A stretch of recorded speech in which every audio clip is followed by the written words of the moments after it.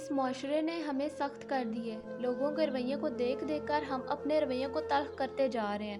ہم نے اینٹ کا جواب پتھر سے دینا شروع کر دیا۔ اگرچہ کیا معاشرے نے ہے، لیکن اس کا نقصان یہ ہوا ہے کہ دوستیاں دشمنیوں میں بدلتی جا رہی ہیں۔ دوست بچھڑنے لگے ہیں، اپنے جو کہ بڑے اپنے تھے وہ غیر ہونے لگے ہیں، عداوتیں بڑھ گئی ہیں۔ اور اگر ہمارا تھوڑا سا رویہ یہ ہوتا کہ ہم نے دشمنی کا جواب دشمنی سے نہیں بلکہ پیار سے دینا ہے، تو آج معاشرے کا یہ حال نہ ہوتا۔ حضرت عقبہ بن عامر رضی اللہ تعالیٰ عنہ ایک صحابی تھے۔ وہ کہتے ہیں کہ میں نے حضور پاک صلی اللہ علیہ وسلم سے ایک بات پوچھی، بڑی گہری بات تھی کہ نبی پاک صلی اللہ علیہ وسلم نے 3 جملوں میں مجھے جواب دیا۔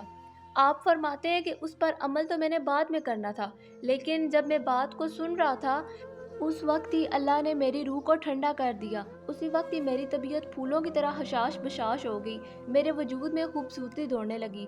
حضرت عقبہ بن عامر نے حضور کی بارگاہ میں عرض کی، یا رسول اللہ، میں اخلاق اختیار کرنا چاہتا ہوں، لیکن ذرا اعلیٰ قسم کا، مجھے آپ وہ عمل بتائیں جو افضل ترین عمل ہو، بہترین عمل ہو۔ تو حضور پاک صلی اللہ علیہ وسلم نے صرف اور صرف 3 جملے ارشاد فرمائے۔ اللہ کے رسول فرمانے لگے، جو تجھے محروم کرے اسے دیا کر، اور جو تجھ سے توڑے اسے جوڑا کر، اور فرمایا جو تیرے اوپر ظلم کرے اسے معاف کر دیا کر۔ یہ عمل تیرے اخلاق کو سب سے اعلیٰ بنا دے گا، سب سے افضل بنا دے گا، یہ ایک افضل ترین عمل ہے۔